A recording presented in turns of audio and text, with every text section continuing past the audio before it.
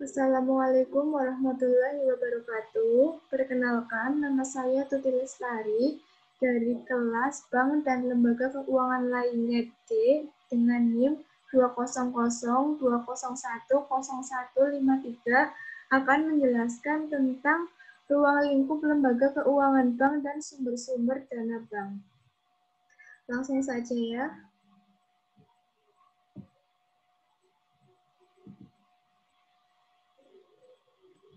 Yang pertama ada pengertian bank. Pengertian bank menurut Undang-Undang Nomor 10 Tahun 1998, bank adalah badan usaha yang menghimpun dana dari masyarakat dalam bentuk simpanan dan menyalurkan kepada masyarakat dalam bentuk kredit dan atau bentuk-bentuk lainnya dalam rangka meningkatkan taraf hidup rakyat banyak. Terus yang kedua ada sejarah perbankan. Asal mula kegiatan perbankan. Kegiatan perbankan pertama kali dikenalkan dari kerajaan di Eropa yang kemudian berkembang di Asia Barat melalui perdagangan. Yang kedua ada sejarah perbankan. Usaha perbankan dimulai dari zaman Babilonia, kemudian dilanjutkan ke zaman Yunani dan Romawi. Yang ketiga ada sejarah bank pemerintah. Ada Bank Sentral, Bank Rakyat Indonesia, dan Bank Ekspor-Impor, Bank Negara Indonesia 1946, Bank Dagang Indonesia, Bank Bumi Daya, Bank Pembangunan Indonesia, Bank Pembangunan Daerah, Bank Tabungan Negara, dan Bank Mandiri. Yang ketiga ada jenis-jenis bank. Jenis-jenis bank dilihat dari fungsinya ada bank umum dan bank perkreditan rakyat.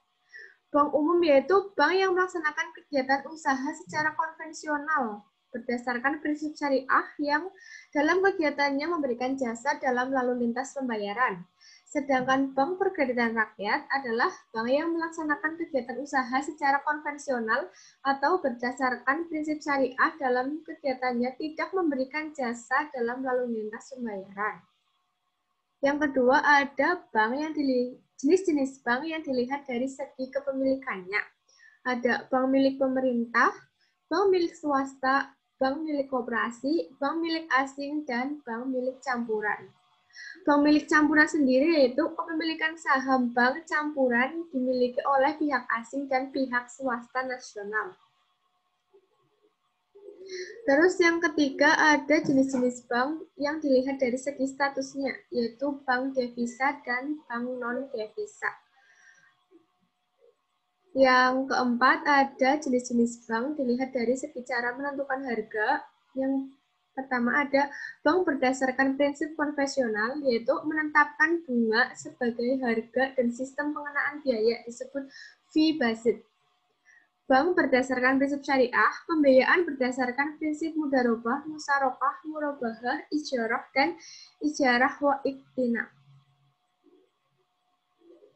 Terus ada kegiatan-kegiatan bank.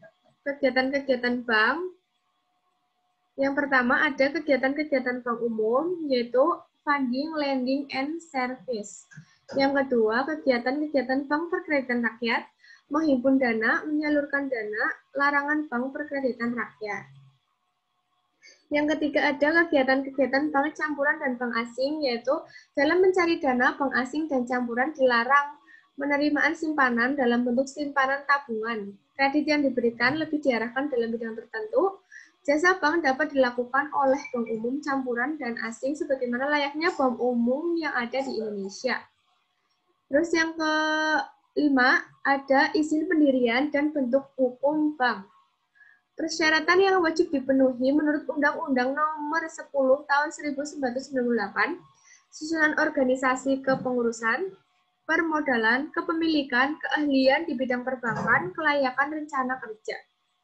Terus ke slide yang kedua, ada jenis-jenis kantor bank, ada kantor pusat, kantor cabang penuh, kantor cabang pembantu, kantor kas. Ya, ada 4 ya. Terus penilaian kegiatan bank dari aspek permodalan, aspek kualitas aset, aspek kualitas manajemen, aspek likuiditas, aspek rentabilitas, dan aspek sensitivitas.